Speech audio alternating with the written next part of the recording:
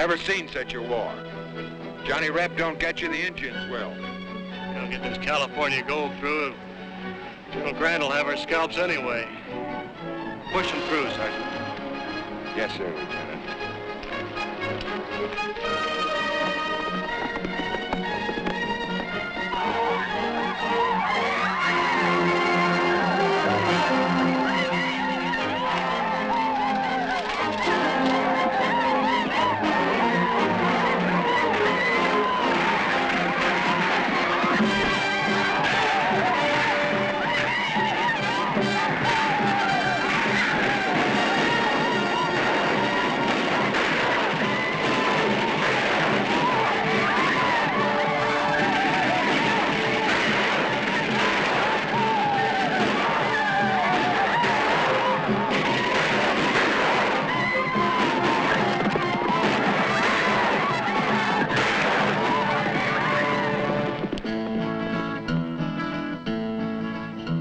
I sing as I wander along on the lonely road.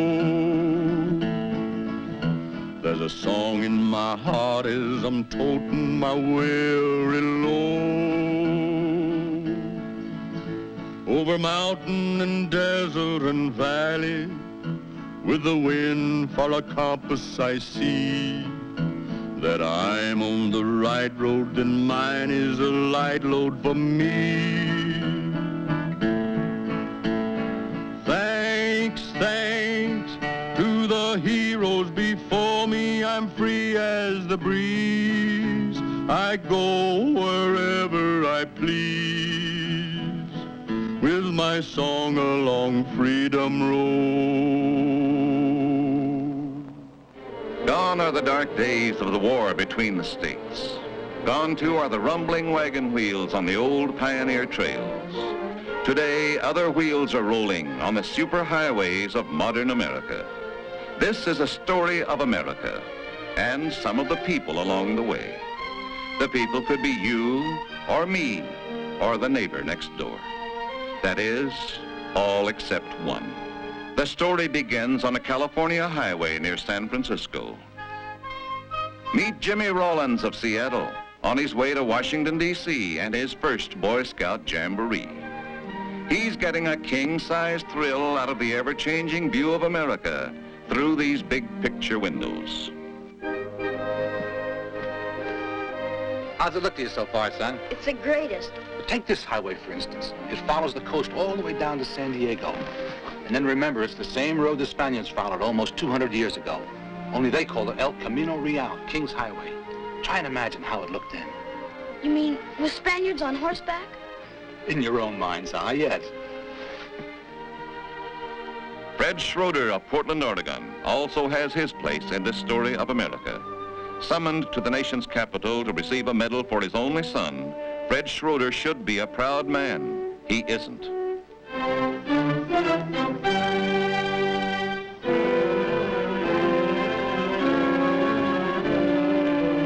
Oh, boy, look at that.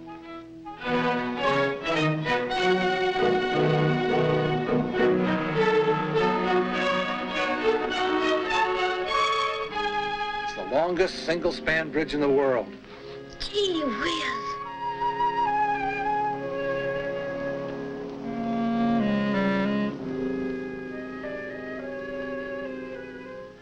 Aren't you even gonna look at it?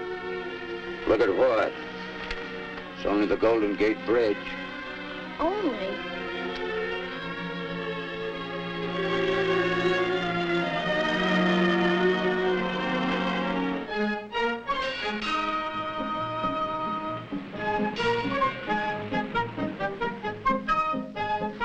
Sure doesn't look like the Old West. Well, maybe not here and now, but they tell me you should have seen it 100 years ago.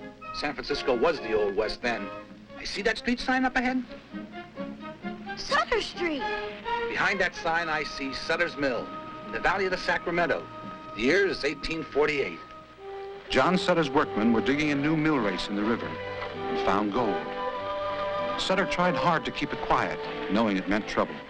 But it was like fighting a prairie fire with a bucket. People came from everywhere, from way beyond the far Missouri, the Mississippi, and the Monongahela.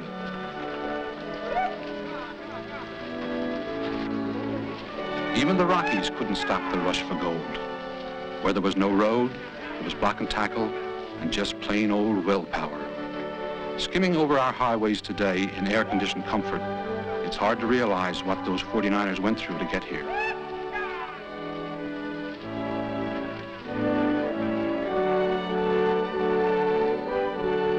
A lot of them didn't make it, but the rest kept coming.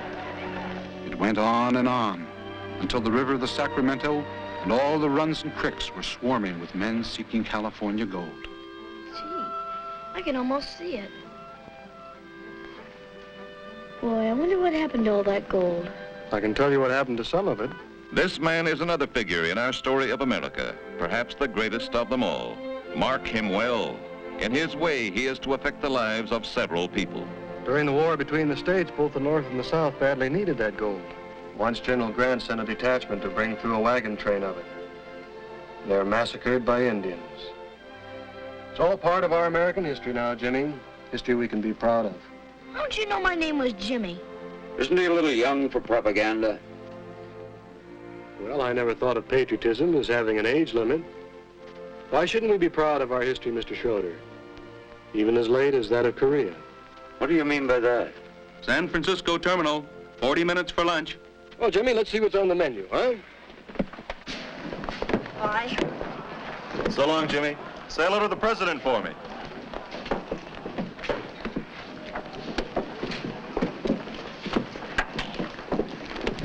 Where did I pick him up? Once for Sacramento, Chicago leads. Now boarding in gate 7. All aboard. Thank you. That's your number? 14? No, young fellow, that's my safety record. Like you earn a badge in scouting. That means I've driven for 14 years and never even done a defender. You must be pretty good. Oh, there are plenty longer records than that.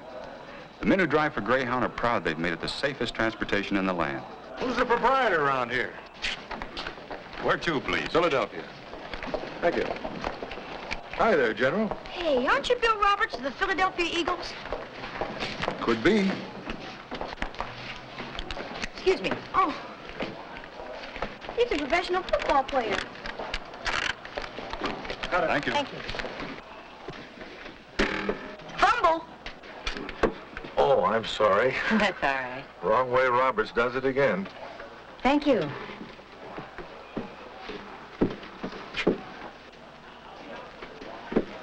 Thanks, Coach.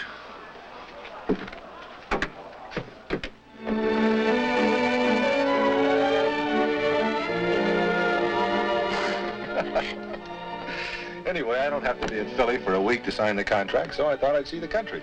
I hear it's quite a country. It is. You live in New York? I work there. I've been home on vacation in San Francisco. Me too. What do you know? A couple of natives and we got to go out of town to meet. Funny, isn't it? Say, look, it's only a hop from Philadelphia to New York. How about seeing the big town together? Why, I'll be pretty busy. Oh, I see. Guess I was offside, huh? Mind if we have a little talk? What about? You have a problem, so have I. I thought we might be able to help each other find the answers. I know the answer to mine. Are you sure you didn't look in the back of the wrong book? Hey, Bill, look at this. Excuse me, I'm public. Look, there's another one. Route of the Pony Express. It's all right here in my book. Riders of the Pony Express. That's right, Sacramento was the western end of it, you know. And St. Joe, Missouri was the eastern end.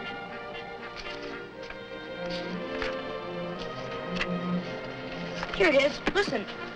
The first telegraph line had been strung as far west as St. Joe, Missouri. From there on, the mail had to be carried by stagecoach. It was 2,000 miles from St. Joe to Sacramento. It took weeks and months, and then they didn't always get through. That's when the Pony Express was organized. People said it couldn't be done, but it was. 80 daring young riders, many in their teens, and 500 thoroughbred horses. They had stations along the way so a rider could change horses every 30 to 40 miles. These pony riders would start out from St. Joe with a pistol and a prayer book and the Sacramento mail. No matter what the difficulties, the dangers, or the obstacles, the riders went through.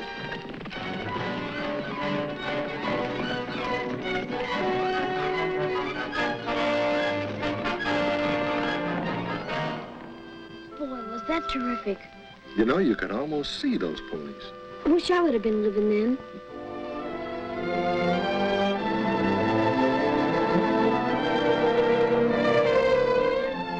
How old are you, young man? 13, sir. 13. 10 years ago. He liked the West, too. Who, Mr. Schroeder? He was a Boy Scout. They couldn't wait to get him in uniform, either. Easy, Schroeder. Let's look this guy. Don't you like this country, mister? No, Bill. If you want to fight for it, they'll give you a uniform, too. I put mine away after Korea. Any more questions? I think it's time for some answers, Bill. Mr. Schroeder's only son was killed in Korea. We just found out how. The boy's been awarded the Congressional Medal of Honor. Mr. Schroeder's on his way to Washington to accept it. I'm sorry, sir. I didn't know. I didn't know anybody. Congressional Medal of Honor. Gosh, that's the highest there is. Is it?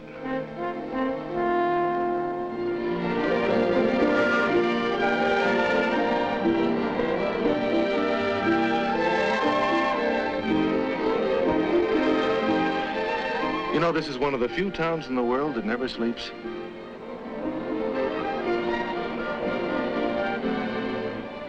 They all come here to gamble. Or because they have gambled and lost. You mean I mean, a person ought to be real sure she's marrying the right guy. Waldo's a fine man, and he has good prospects, too. Waldo? Besides, he's my boss. Oh, I'm sure he's a good, dependable guy, but do you have fun together? Of course. Oh, well, not frivolous, but... Oh, well, frivolous is the best kind sometimes. That's where I could be a help.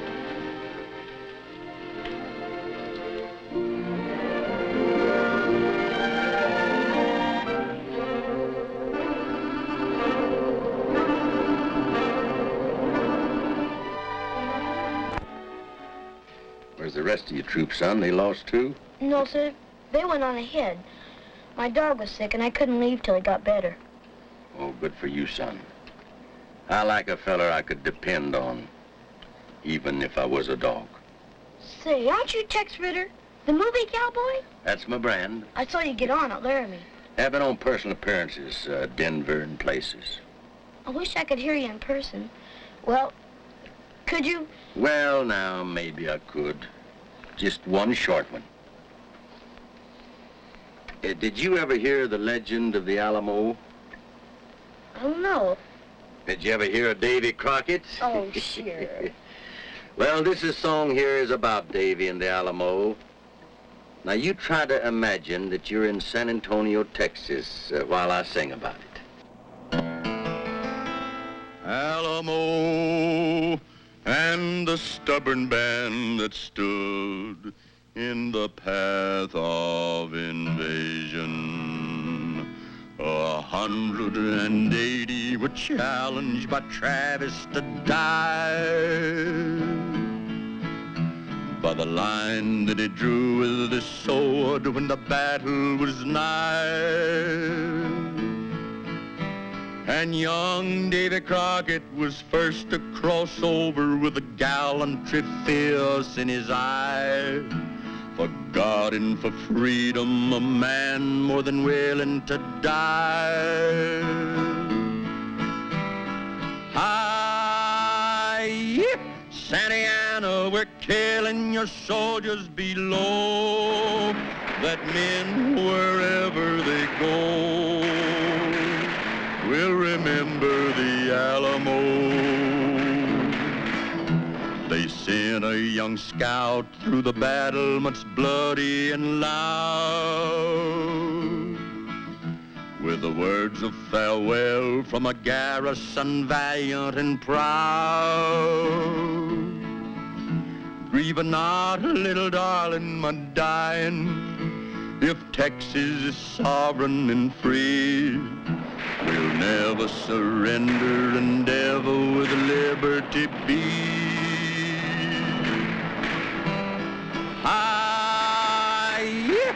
Santa Ana, we're killing your soldiers below. That men, wherever they go, will remember the Alamo.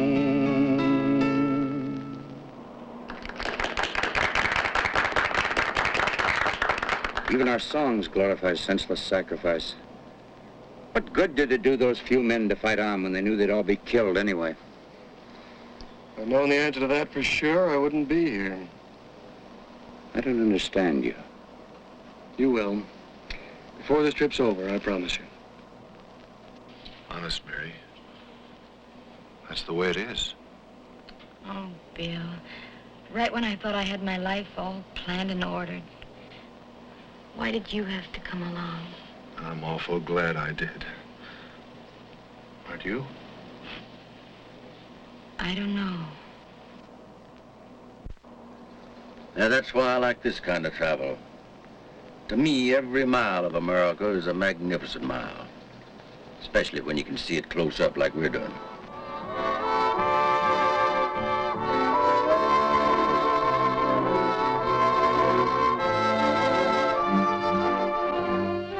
But you've got to give me more time.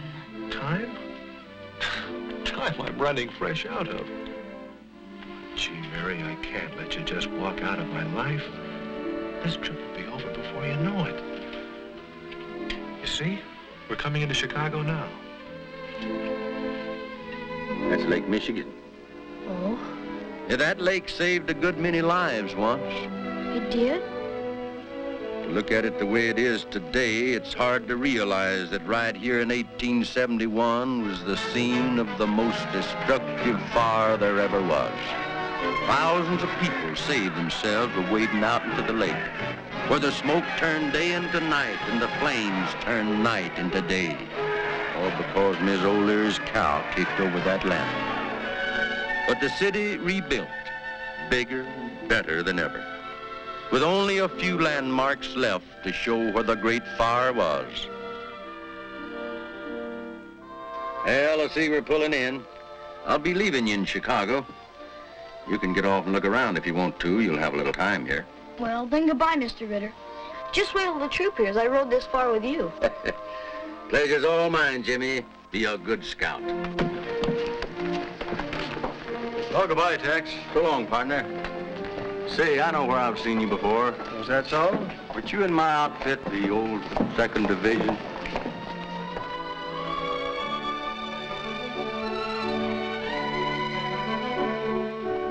Well, we'll have lunch in Cleveland. Cleveland already? Why is it time flies so when you're happy and drags so when you're unhappy? Ought to be the other way around. Hurry up when you're unhappy and slow down when you're happy so you can enjoy it. You're a funny girl. I mean, funny peculiar or funny ha-ha? I mean, funny, wonderful. Hey, Bill.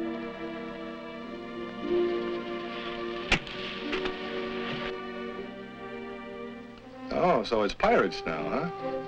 You know, I've been down where a lot of these fellas used to hang out. Honest? Where? Florida Keys. Keys? Yeah, that's a string of islands off the southern tip of the United States. They're connected by a series of bridges, making a highway almost 100 miles long as the crow flies, stretching right out over the ocean, all the way to Key West. These islands were said to be part of the old Spanish Main. Like it says here in your book. Among these keys and coves, buccaneers used to lie in wait till a fat merchantman came along or a rival pirate crew, whereupon they would grapple in a furious fight.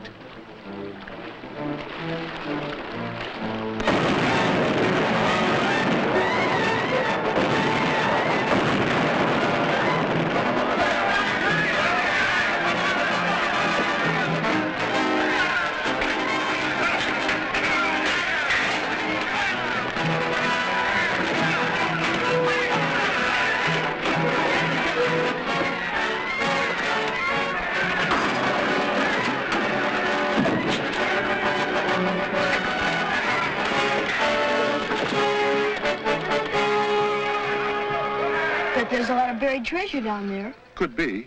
Of course, the important thing is to recognize a treasure when you find one.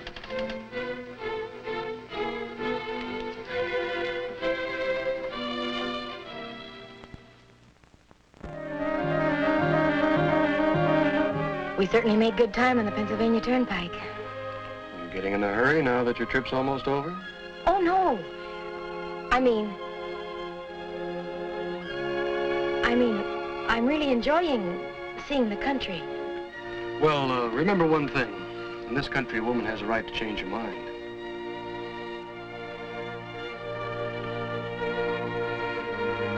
Well, we're coming to another post house. Last stop before Philadelphia.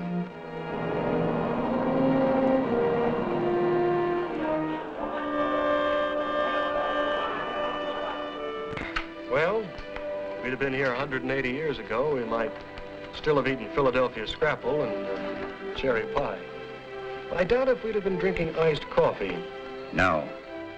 There wouldn't have been this many people, I bet. No, you're right. Although the roads were all pretty well traveled in 1776, bringing delegates to the Continental Congress. They came from all corners of the 13 colonies, by stage, by colonial coach, and by horseback. Men who were on their way to keep their date with history. And naturally, there were delegates from Boston to report firsthand on Massachusetts' answer to the stamp tax. A secret organization of patriots. We'd call them underground today. Sons of Liberty staged the famous Boston Tea Party. Disguised as Indians, they threw 3 shiploads of heavily taxed tea into the harbor. So the delegates were gathering in a building that still stands in Philadelphia. Their meetings were stormy and exciting. Some of the colonists felt they weren't being so badly treated by standards of the old country. But over here, the people were beginning to breathe the exhilarating air of freedom. It was a new idea in the world, and they liked it.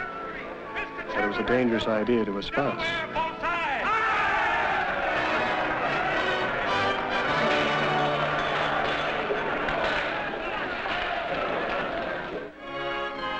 The signing of the Declaration of Independence, making all men free and equal.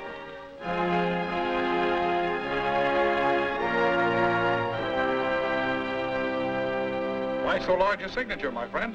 So John Bull may read my name without his spectacles. We must hang together, or else most assuredly we'll all hang separately.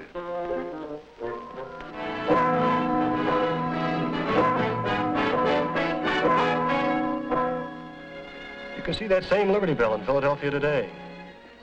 In Independence Hall, where America became the first free nation on earth. Hey, I want to go get some chewing gum. Go ahead.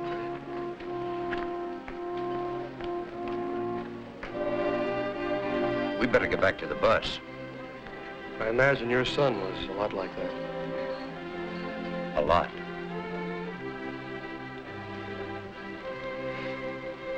I have an idea. You know, there are shrines and memorials to all our wars. America is still paying the price for liberty even to this year of 1900 and now. Let's get to the point. Gladly. I think we ought to take a short side trip, you and I. There's a bus waiting. Trust me. You'll be glad of it the rest of your life. All right.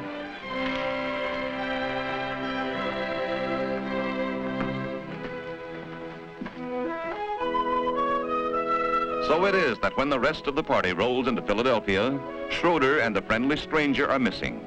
And these two have a problem of their own growing more acute by the moment. Okay. I'll stick around while you phone him. Yes. Yes, dear. All right. Goodbye, Waldo.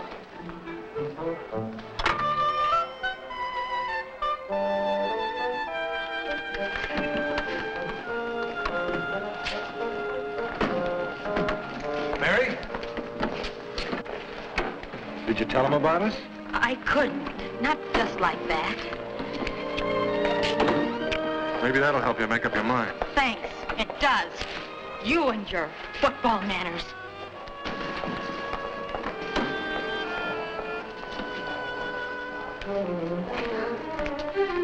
So it is with confused emotions that Mary returns to New York, to her pleasant career girl routine, and to Waldo.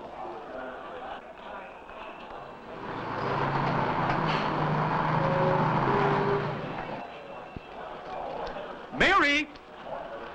Hello, Waldo.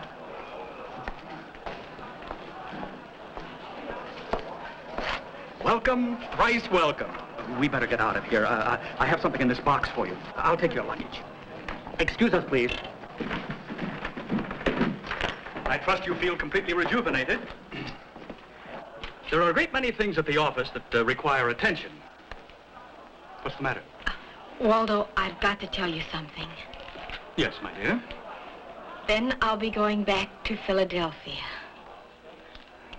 To Philadelphia?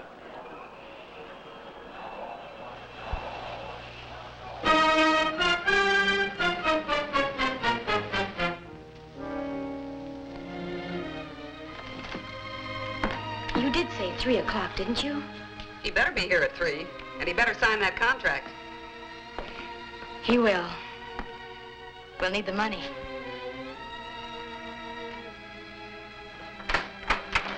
Good news, honey. Here I am. Could tell the old man. Mary. But you... Now, what kind of language is that? Yeah, but Waldo. What about Waldo? Does that answer your question? The ring never belonged there in the first place. It belonged to my mother, really.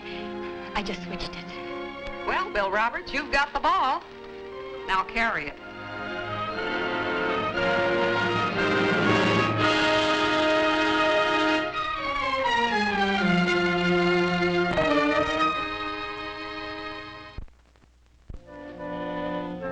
This is the mysterious destination to which the stranger has lured Fred Schroeder. What connection is there between this bit of Pennsylvania countryside and far-off Korea? I still don't know why you wanted me to come here. I wanted us both to come here, because there's a message here we both need. What message? Who are you, anyway? Come to think of it, I don't even know your name. Almost 100 years ago, when he came to Gettysburg, it was in this very town.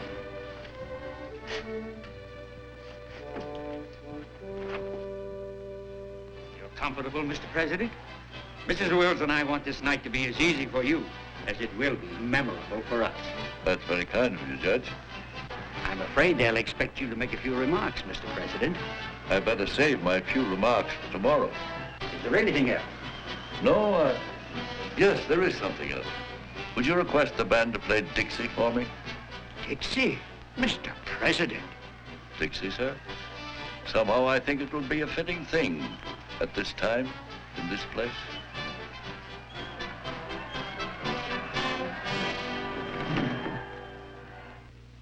Fellow citizens, the president is very tired, and he'd like to be excused until tomorrow. He asks that the band play Dixie. Dixie? Why, what does he mean by that? Does he know that Gettysburg is in Pennsylvania?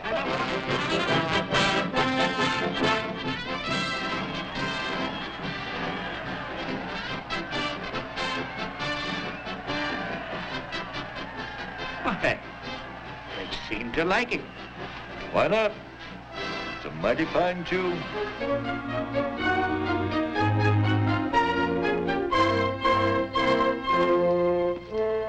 I think you can hear it here.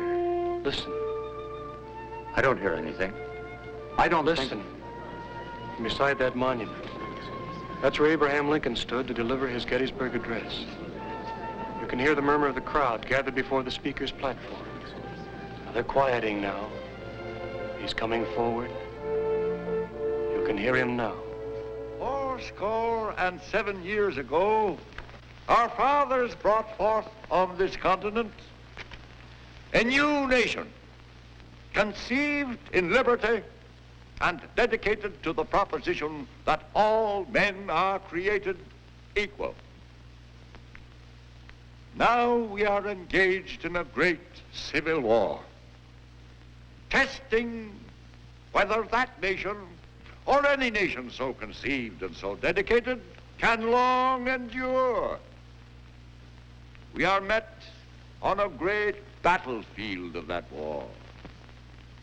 We have come to dedicate a portion of that field as a final resting place for those who here gave their lives, that that nation might live, that from these honored dead, we take increased devotion to the cause for which they gave the last full measure of devotion. That we here highly resolve that these dead shall not have died in vain. That this nation, under God, shall have a new birth of freedom, and that government of the people, by the people, and for the people, shall not perish from the earth. Did you hear that, Schroeder? Did you hear that? That was the message we both needed.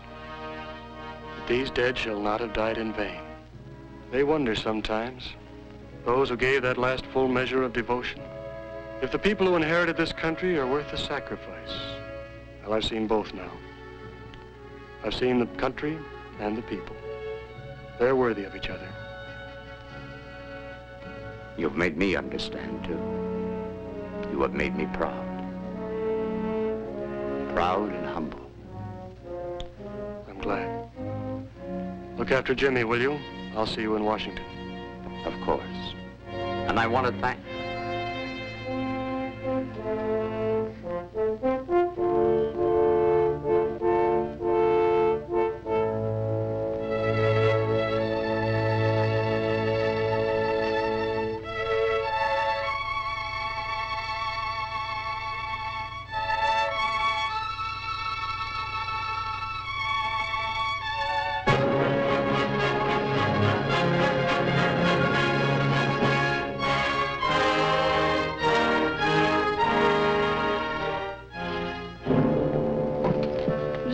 Come and get me. I wanted you here with me, Jimmy. That's the tomb of the unknown soldier. Is the guard always there? Always. And over there lie other heroes. The unknown of the war between the states and other wars. Is this where we're supposed to meet him? I thought we might. He said he'd see us again. Come to think of it, he didn't say we'd see him.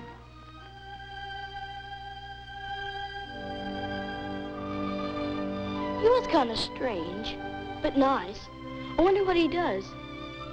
I don't know, Jimmy. But whatever it is, I have a feeling his job is done. And to think we never even knew his name.